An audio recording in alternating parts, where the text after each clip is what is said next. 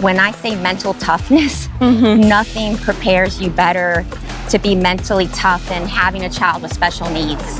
Heather O'Hara is a retired Army sergeant who is now a paralegal and raising a family of 7, including a child with special needs. She is a passionate ambassador for Ainsley's Angels, a nonprofit that empowers people with disabilities to participate in endurance races at their own pace. So it's really exciting just to see a part of what Ainsley's Angels is doing within the community. And it makes me really proud to be a part of something where I can experience this with my own daughter. What was the most challenging part about having a child with disability for you and your family? I would say, honestly, feeling disconnected through the community and feeling disconnected through friends, like friends that I had very close relationships with, yes. Even though she's nonverbal, I want her to just experience life like us. Well, good morning. We made it, good morning. I'm excited that we are combining an interview today with so a awesome. 5K. So let's start with Ainsley's Angels. For people who have never heard about the organization, can you tell what it's about and who does it serve? Yeah, so good morning, friends. My name is Heather, and I'm the Houston ambassador for a great nonprofit called Ainsley's Angels of America. And Ainsley's Angels is so important to me and our family, which is one of the reasons why I volunteer my time doing this crazy stuff like running right now. But actually, we'll go ahead and walk here. Yeah. Because this is an important part you guys got to know. Ainsley's Angels is a nonprofit. We're a 501c3, which means your donations are tax exempt. But what's great about Ainsley's Angels is this organization was founded by a family. Okay.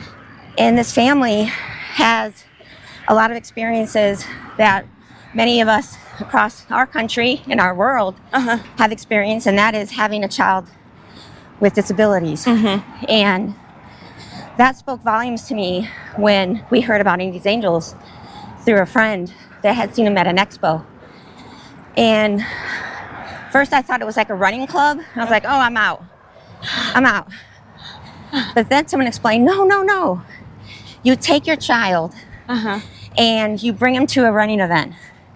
And this organization provides a racing chair and they provide a volunteer runner. Okay. Which is so cool because I'm like, okay, that I can do. I can get up in the morning, I can bring her to a race, get her dressed, and then I can stay and I can cheer her on. Exactly. But you don't have to run. No. You have a volunteer pushing. But Ainsley's Angels was, what I love about it is that we're advocating for individuals with disabilities throughout the greater Houston community. We're actually doing that throughout the country. And out of the country, there's approximately 35 ambassadorships. That means those are chapters that are across the country. And the one here in Greater Houston, we are serving a great size population. Everyone from as far south as Galveston on up to probably College Station, and then as far east as Beaumont, to as far west as way past Katy. Okay, wow. So that's a big radius. It is. To cover. And in those local ambassadorships, we are trying to create opportunities, inclusive opportunities for individuals with disabilities so that they can be a part of something and experience something outstanding and great in life, like what we want for our kids. And we do that through advocating. And so going out and finding new races, finding not just races, but also finding other, like we do adaptive roller skating.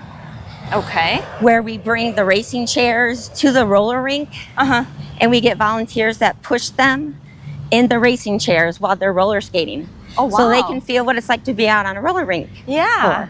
So you let them experience various activities. Yes, okay, wow. Yes. And so, going to doing like a movie theater event, just doing all kinds of inclusive opportunities within your community. And then not only are we advocating, but we're celebrating, and we're celebrating that everybody is created differently, and that everybody deserves to be celebrated in an environment where parents and friends and neighbors can come out and cheer them on when they complete that race. And that's just such a fun thing. But doing it as a community, getting the community to be a part of it and embracing this wonderful celebration of just everybody's born differently, and it doesn't make them any less deserving to be out and be included in our community. And then we also do that. We advocate, celebrate, and educate. Okay. And our educating platform is tremendous. It's probably one of the things that really resonates with me, because Why? I want to make sure that other people are aware of people like my daughter, Kaylee. You know, that her life is very challenging. She's nonverbal. She has a seizure disorder. But even though she's nonverbal, I want her to just experience life like us and have those opportunities. And I want other people to be accepting of her and accepting of her friends. And so, like, by educating, I think we can jog a little bit. Let's do that. Or like a speed walk. You set the pace. So the educating part, you know, I love that. And we also have people within the organization, within Ainsley's Angels, that can help do like training to companies for, you know, inclusion training, where we can help show employers like ways to incorporate people with disabilities into the work environment. Got it. So is it open, what kind of disabilities? Is it open to people with all disabilities or just certain? Great question.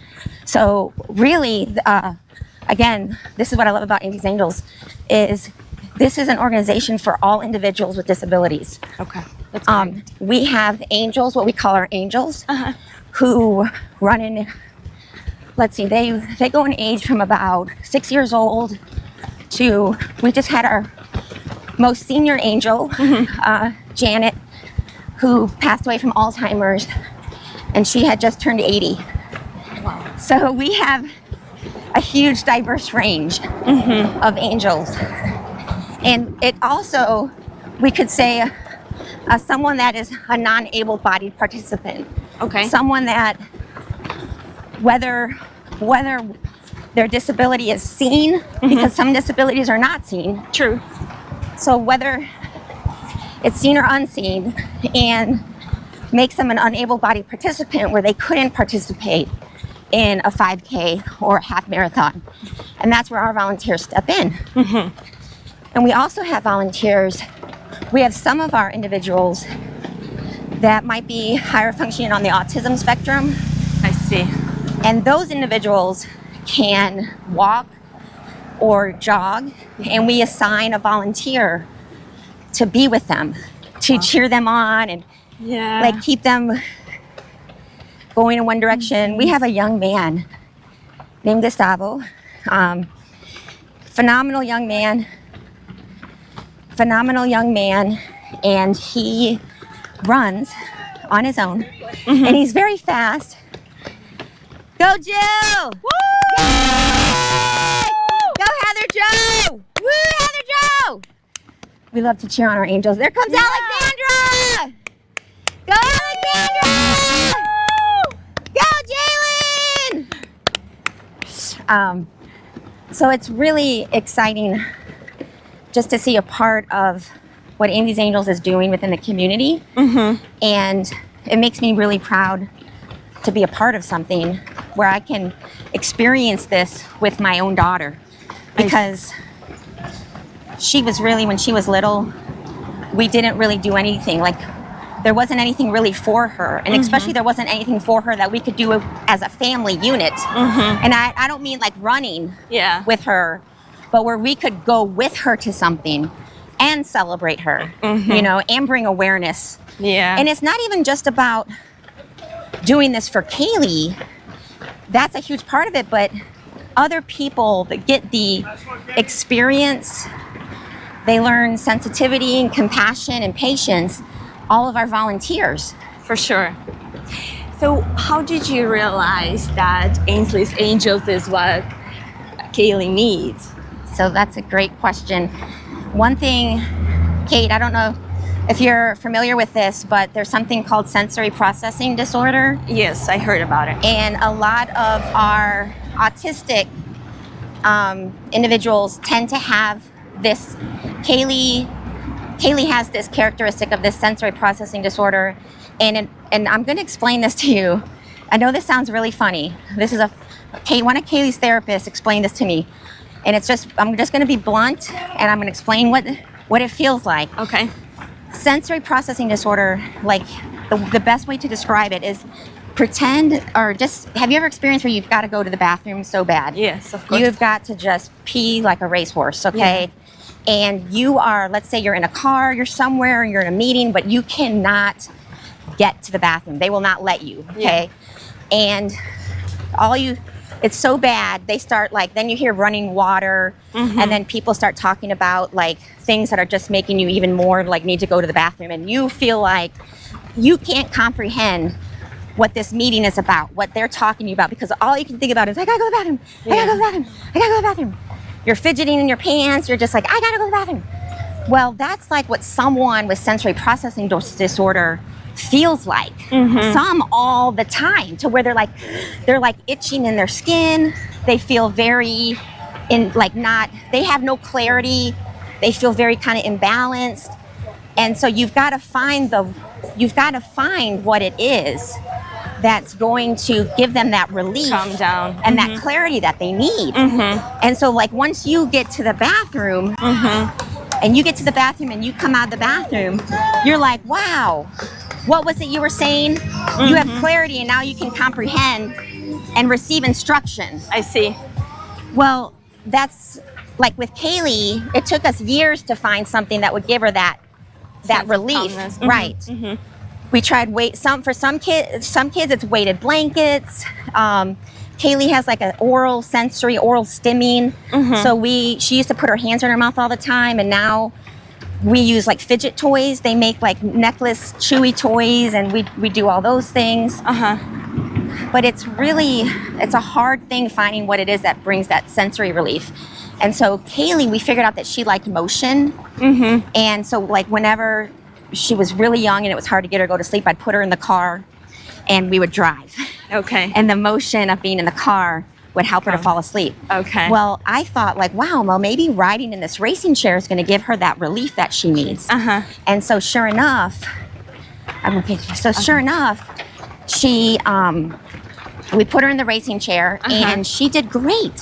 She loved it. She was smiling from ear to ear at the end of the race. Nice. And she had so much awareness to her face, to where when I speak to her, she would look at me with direct eye contact. Okay. Because she was calm and she had that input that she was sensing and seeking. So that started where we were like, this is awesome, and it's free. It's free to bring your loved one with a disability to any. It's free. You can come to any event. Come here. You can come to any event, and it's free. We provide, the race directors actually are very gracious and provide free entry to any individual with a disability. And then our pushers volunteer their time. So all you've got to do is get up. And I know, I'm just going to give a warning here, families. One thing about the racing community, especially here in Texas, as you know, Kat, it gets hot. It sure does. So these races start really early. Yeah. Well, and Houston's a big city, and we know traffic, and so sometimes you're anywhere at these races between 5 a.m. and 6:30 a.m. So you just got to get yourself there with your loved one. We will provide the racing chair for them to borrow. We will provide a runner. We will provide volunteers to cheer them on. It's such a great thing for families. If a family has a loved one with a disability and they want to get involved, whether to volunteer or to ride, where do they start? That's a great question, Kat. So Ainsley's Angels is easily located on the website, www.ainsley'sangels.org. And what's great is at the top of the screen, you can navigate and see, it says join today. Okay.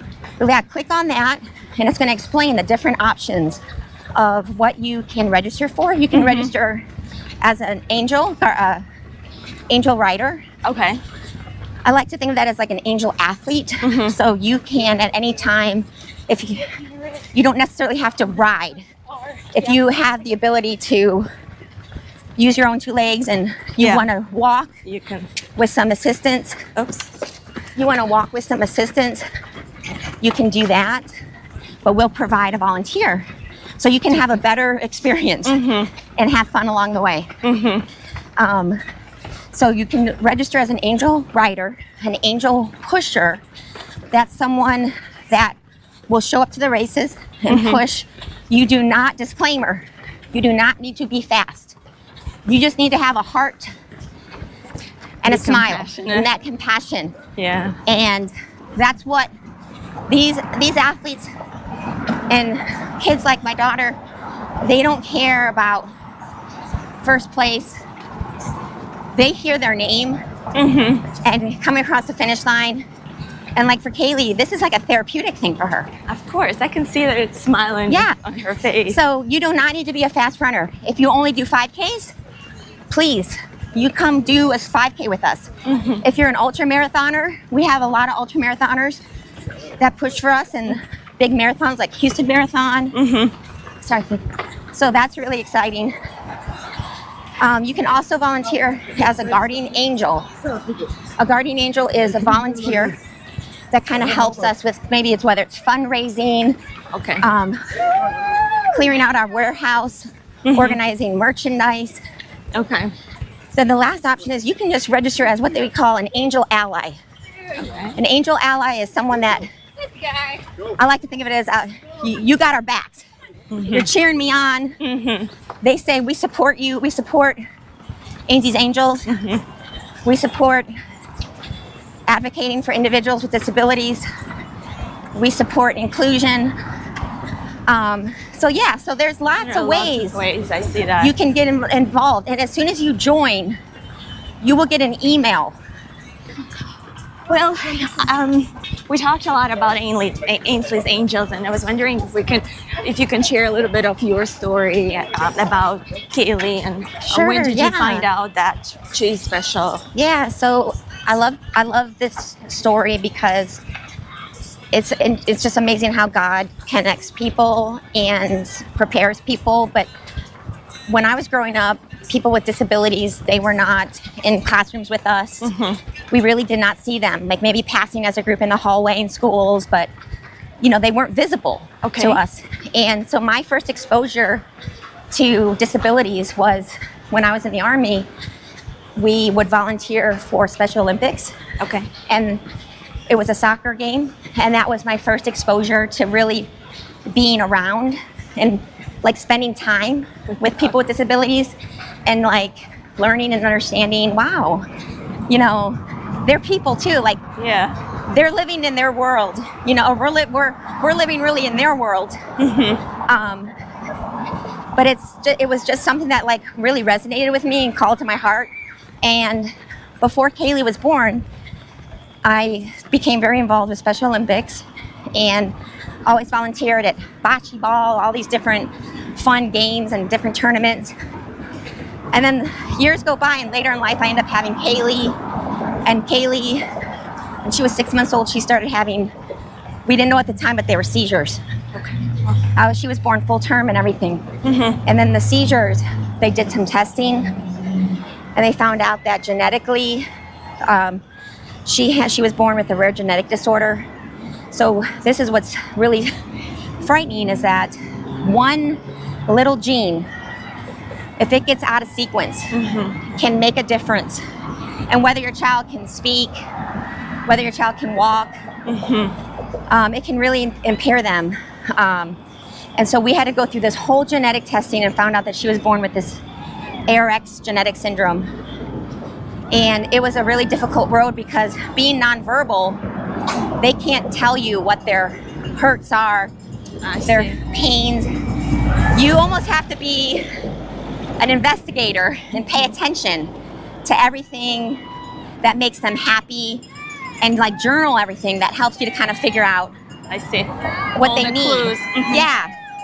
And then, so I really, when we got involved with Ainsley's Angels through a friend, they needed someone to step up and volunteer as the ambassador. And even though I work a full-time job, and, you know, I'm a mother, which is my first joy in life. Yes. I mean, it's quite challenging, and then also volunteering, but to give my time, the little time that I have left, to know that I'm giving it to this organization, and it's something where my family we get to do this together, and we get to absorb all that energy, that positive energy that I love so much about this great organization. So it's so worth it. It's something that I just love doing personally. What was the most challenging part about having a child with disability for you and your family? I would say, honestly, feeling disconnected through the community and feeling disconnected through friends, like friends that I had very close relationships with. Yes, like when Kaylee was born and when it really got difficult and you're navigating these uncharted waters, any first-time parent, it's tough. But then having a child like Kaylee, and especially then someone that can't speak, it's very challenging. And sometimes people aren't as understanding, like, because you don't have this free life anymore to go out and go do all these group activities and dates and things like that. And so it's really hard. And sometimes people cannot be very understanding about that. And like we're in and out of hospitals, we have therapies, we have, it's on top of all that, like management, like managing medical supplies, managing doctor appointments. Yes. It's a lot of coordination, and you wear a lot of hats. But yeah, so. Have you ever felt like giving up? No. And that's where, like, Very strong. coming back to like where it was the hardest thing was not feeling connected to the community. And that's where Ainsley's Angels has kind of changed that perspective for me, because you build a family, like you having other people in your tribe, in your village that understand the same thing that you're going through. You relate. Sometimes you don't even have to like know these people for years. You just start talking to them, and there's just this mutual and this instant connection to someone. And it's just like, it's such a nice, comforting feeling to be a part of a group where like they have your back, and you've got each other's back. And you just feel comforted, and you feel like there's this group of people that you really bond with. Would you say that this, from all the supports available, would you say that made the biggest difference, or was it? Yes. I mean, I think now, like, we feel like we have like a family of friends.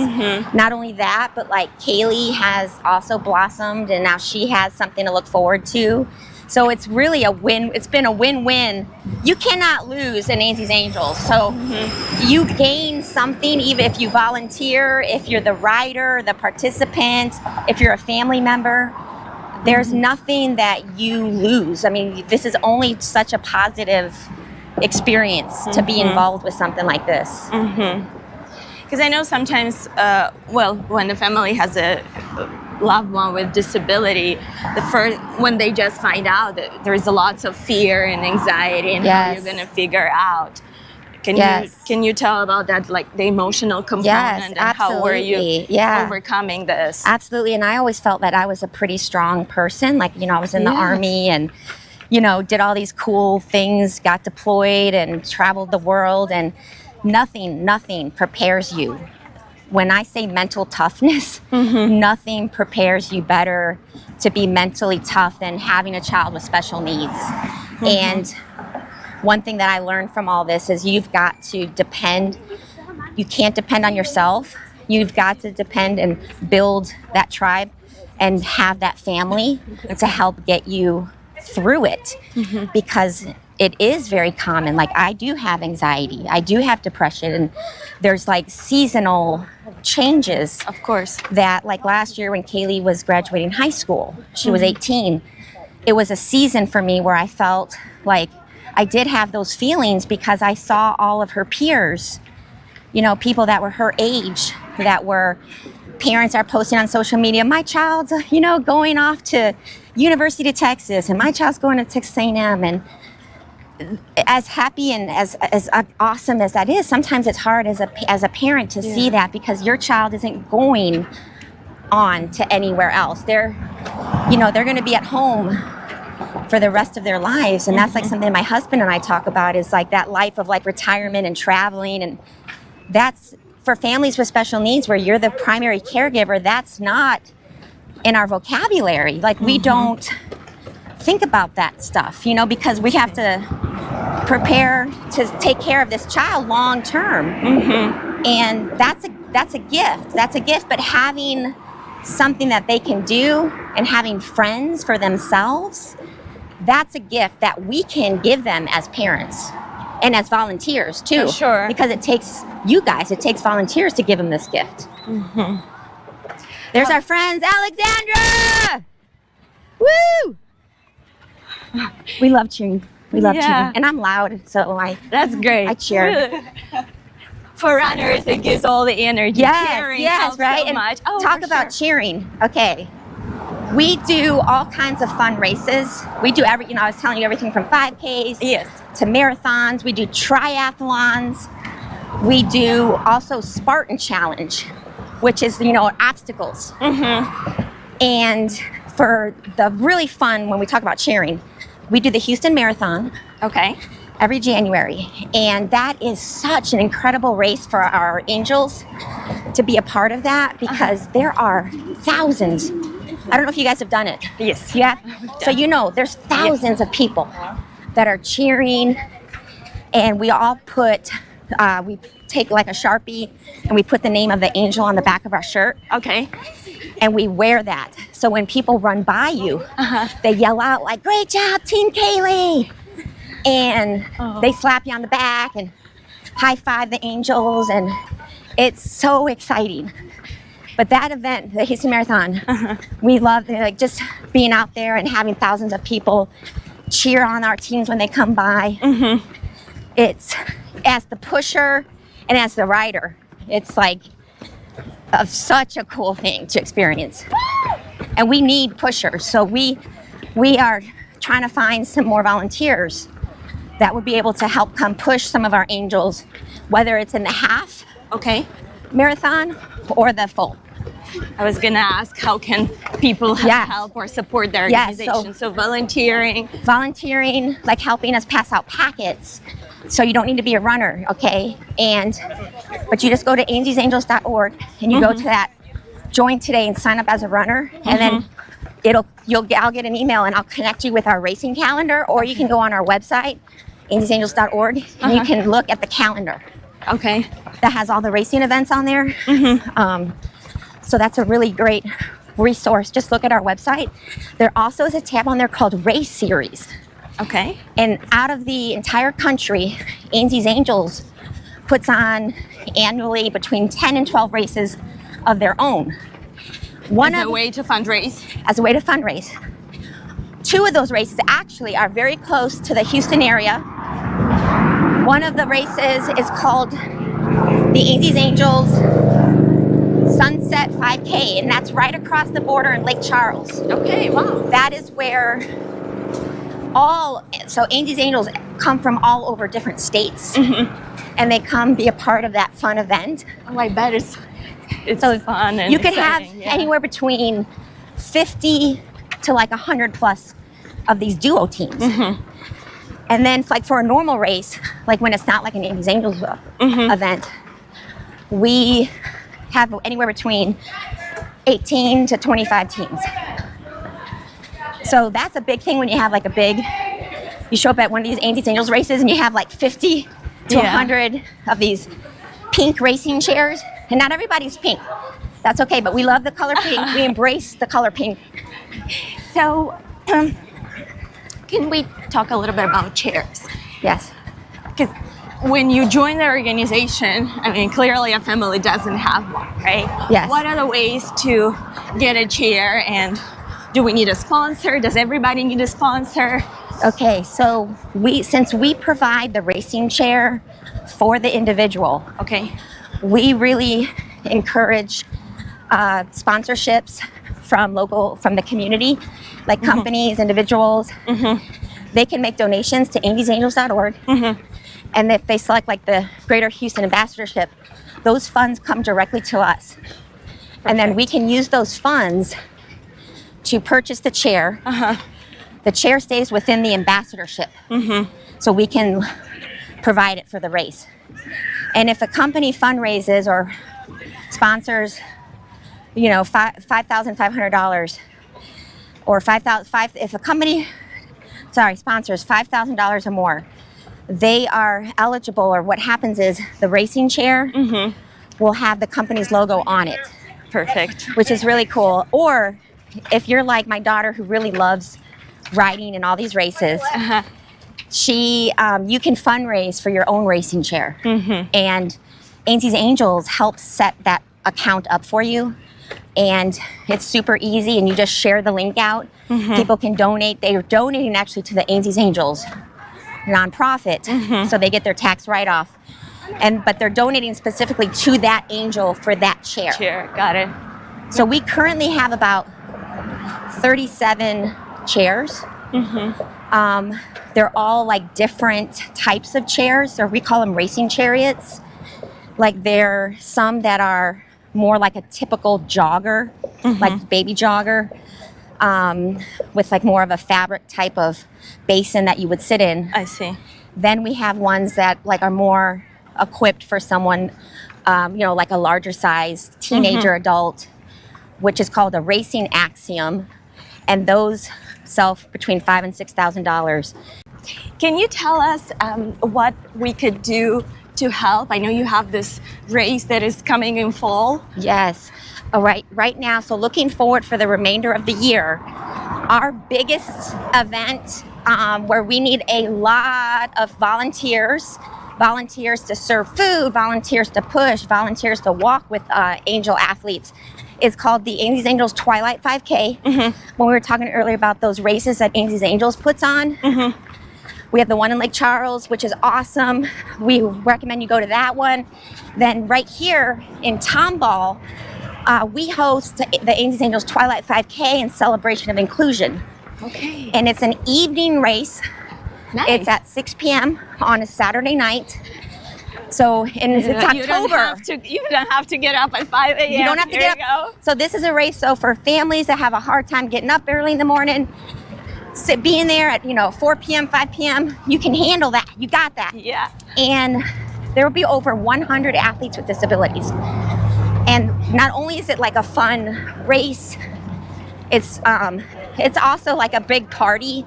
So we usually have an LED dance floor. This year we have a band that's called the Skittles, and they're all individuals with disabilities. Oh my gosh. So that's really exciting. It is. And our medal this year is a horseshoe. Wow. So we do like a good Houston rodeo vibe. We have a horse that comes out with a rider carrying the American flag for the national anthem. We have like a petting zoo, games. And it's our biggest fundraiser. So even if you can't be there in person, you can still register virtually and get your medal, and you can pay extra and get a t-shirt mailed to you. So we encourage you for $30. Just sign up and support Ainsley's Angels. We'll put the link so people can come and support and the organization. it's $25 to push. And what you can do is you can get a group together and you guys can come out and push an angel together, which is really fun. It is fun. You guys all wear pink. Yeah. And we assign you the angel, and you guys take turns pushing during the 5K. It's a fun, easy, flat road. There's really, everything is in your advantage. There's no reason why you can't come out. And we support the community. You can walk it, you can hop on one foot. We don't care. We just want you to come with a big smile on your face and be ready to have a good party. Yeah, that's exciting. Well, on the personal side, how has your perspective on parenting changed, if any, after having a child with disability? It's really opened my eyes, Kat, to see like the need that we have in the world. Like knowing how much care it takes to care for Kaylee. I am glad that I was older when I had her, because I, retrospective, like looking back, thinking when I was young, I don't know if I would have had the patience, at the time. Okay, I see. And the understanding. So I'm very thankful for that. But I think about, and it's kind of appropriate since it's Memorial Day, but I think about the freedom that we have in our country and the freedom that these individuals are given, unlike other countries where you hear these terrible stories of kids born with disabilities and they're left and taken out into the woods and left there to die. Absolutely. So all in all, I just take away from this that every child born is a gift. And it takes a community, and it really does take a village of people to help give your child the ability for their light to shine, and that knowing that they have a purpose just as much as you and I have a purpose. Yes. That they have a purpose to teach others about compassion and life. So that's like my biggest takeaway from this, and just loving people and accepting them and welcoming them into a loving environment. I remember you mentioned when we last time spoke about compassion, and I was really pondering on that, and I think you're so right. It opened my eyes to it's a great need that we have for people. We definitely need more kindness in the world, especially now. Yes, in our world. Yeah. If a family just who had a child or received a diagnosis that the child is special, what advice or maybe word of encouragement would you give? I would say, don't give up. Tough times last, or tough times don't last, tough people do.